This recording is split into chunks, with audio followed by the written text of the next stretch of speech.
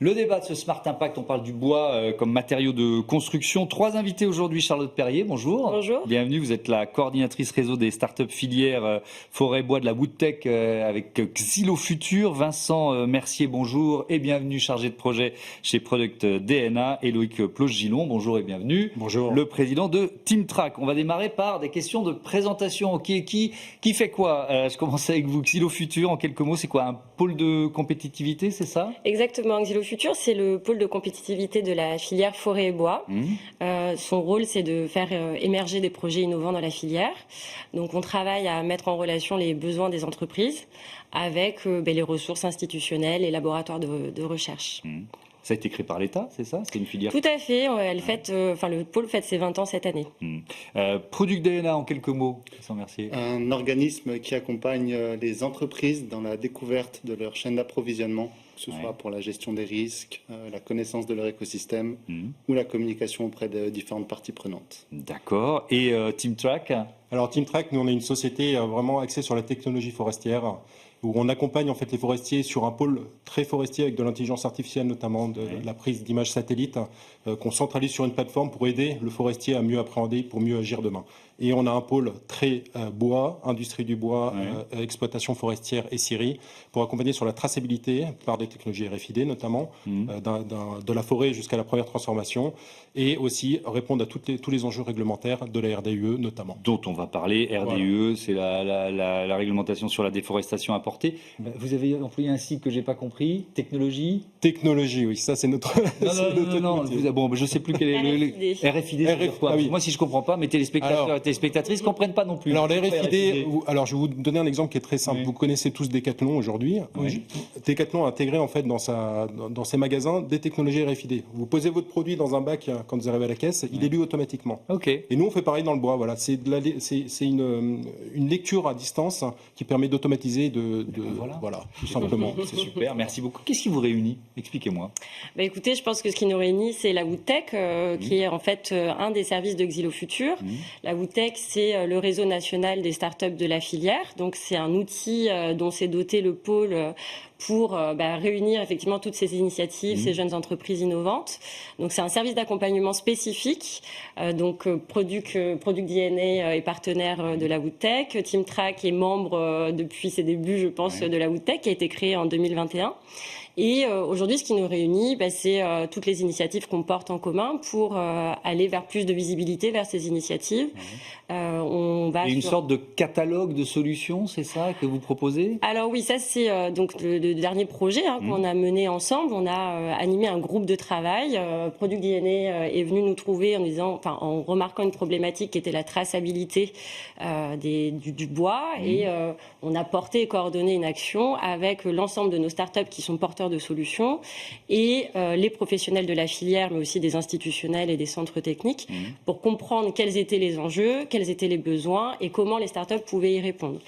Et on a donc publié, l'impression est en cours, un catalogue de solutions digitales qui sont portées par nos startups et qui permettent à la filière de se mettre en conformité avec la RDUE, mais aussi d'accélérer leur transition numérique, et on en a besoin dans notre filière. Alors RDUE, donc c'est ce règlement européen contre la déforestation et la dégradation des forêts qui entre en vigueur à la fin de l'année, sauf pour les petites, les micro-entreprises, ce sera fin 2026. Il a été retardé d'une année, si je ne me trompe. Qu'est-ce que ça change et en quoi ce catalogue, Vincent Mercier, va offrir finalement des solutions potentielles? En fait, aujourd'hui, dans la filière bois, dans la plupart des industries, il y a des enjeux qui sont présents. La digitalisation, la vigilance raisonnée, la gestion de ces risques, la connaissance de ces filières d'approvisionnement. La RDUE cristallise un peu tout ça sous le prisme d'une réglementation, avec le besoin pour toute la filière de documenter chaque étape de production.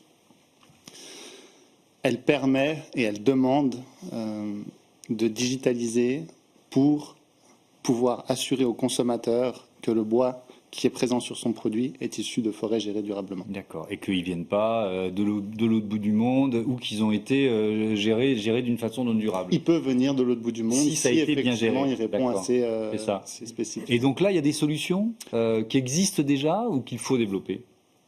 Les deux, j'ai envie de vous dire. Ouais. Effectivement, si on présente ce catalogue, c'est qu'il y a des solutions pertinentes, concrètes et applicables tout de suite. Alors, moi, je veux des exemples. Soyons concrets. Parlons de TeamTrack, je pense, pour le début de la filière, qui est vraiment pertinent pour... je te laisserai parler Loïc, mais pour vraiment la partie amont. Oui. Et puis peut-être Loïc parle en premier, puis je parlerai de ma partie après, puisqu'on vient se greffer à vous.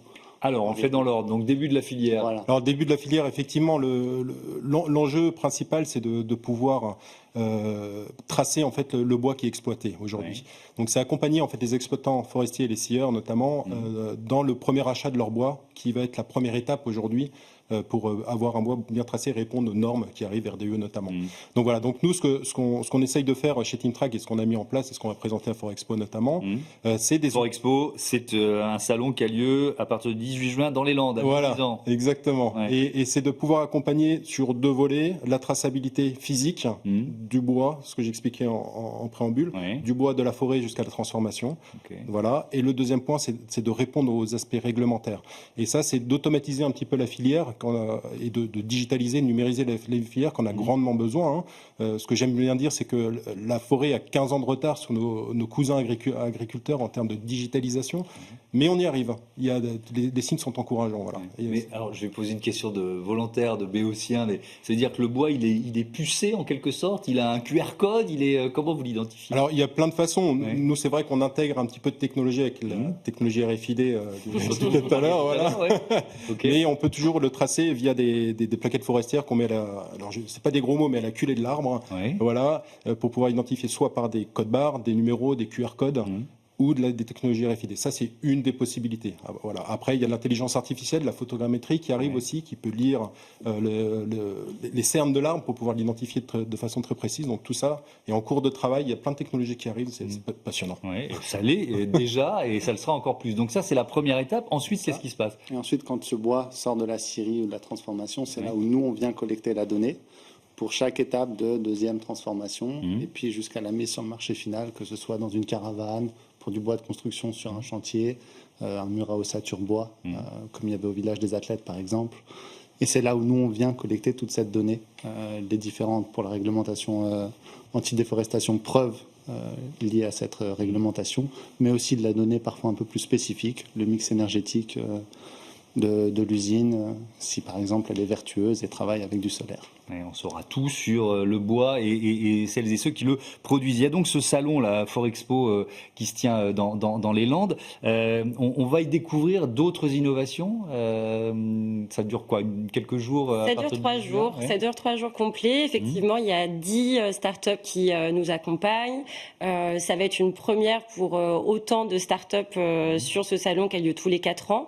Donc ça montre aussi le dynamisme de la filière et son intérêt en fait pour aller vers de l'innovation et de la digitalisation. On a été soutenu par le syndicat sylvicole du Sud-Ouest qui a vraiment contribué même financièrement pour accompagner les startups et leur permettre d'exposer et de faire un village très attractif.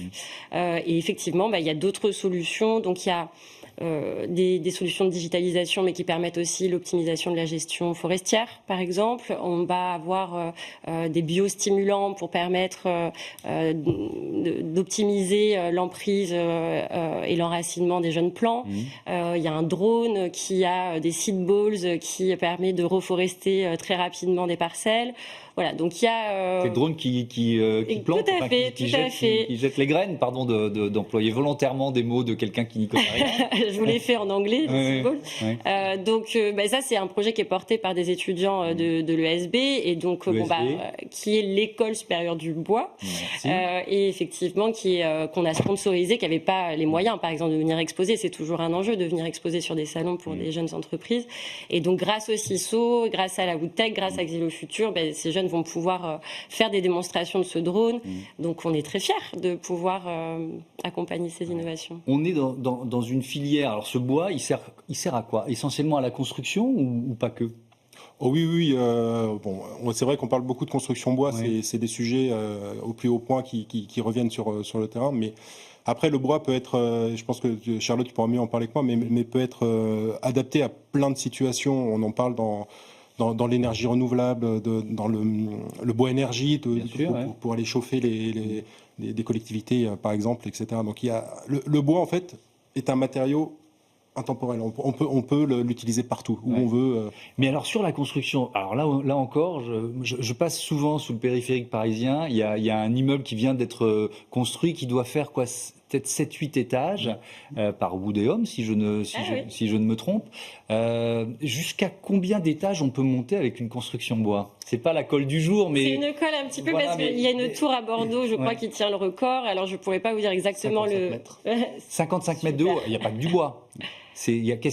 Comment on associe les matériaux pour avoir une tour la plus bois possible, vous voyez ce que je veux dire ? C'est une excellente question. Alors, donc ça va me permettre d'embrayer un petit peu sur un autre projet qu'on est en train de coordonner. Alors, effectivement, quand vous avez une grande hauteur, vous avez un socle en béton, c'est inévitable. Des cages d'ascenseurs qui sont aussi en béton, mais vous pouvez faire de la structure bois tout à fait sur de la grande hauteur aujourd'hui. À la Woodtech, vous avez une innovation qui est portée par Keywood, où vous avez un système constructif qui s'assemble sans vis, par exemple, et avec des goujons et des écrous à coups de masse, vous pouvez monter des immeubles de 12 étages, comme c'est le cas dans le 15e. Donc il y a la possibilité de faire de la structure, des planchers bois, des menuiseries, évidemment. Donc le bois, il est partout, mais il peut être partout et il devrait être un peu massifié dans la construction aujourd'hui. Et c'est l'intérêt du lab de la construction bois qu'on est en train de monter avec Impulse Partners, qui est un cabinet réputé de conseil en stratégie d'innovation.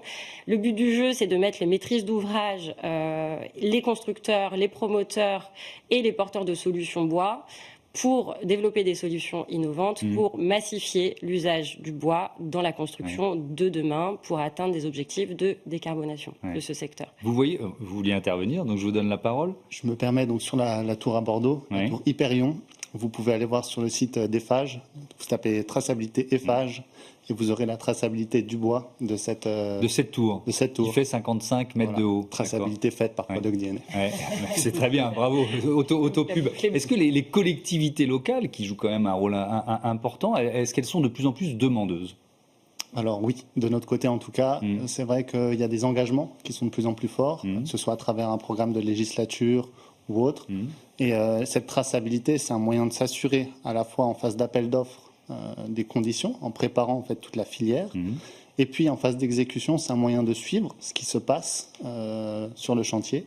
Et en fin de chantier, de pouvoir communiquer avec des données vérifiées et tangibles, et donc du coup avec assurance auprès des différentes parties prenantes. Donc la traçabilité et la gestion durable du bois sont des enjeux de plus en plus importants. Le village des athlètes, c'en est un parfait exemple, avec des engagements auprès de la Solideo. Et donc chargé de construire et de livrer les nouvelles installations olympiques. Donc avec des engagements à hauteur de 50 à 80% suivant les acteurs sur l'utilisation de bois français géré durablement. Et ça vous a permis de prouver qu'effectivement ce bois était français et géré durablement. J'ai tout compris. Merci beaucoup à tous les trois d'être venus sur le plateau de Smart Impact, et à bientôt sur Be Smart for Change. On passe tout de suite à notre rubrique Prêt pour l'impact.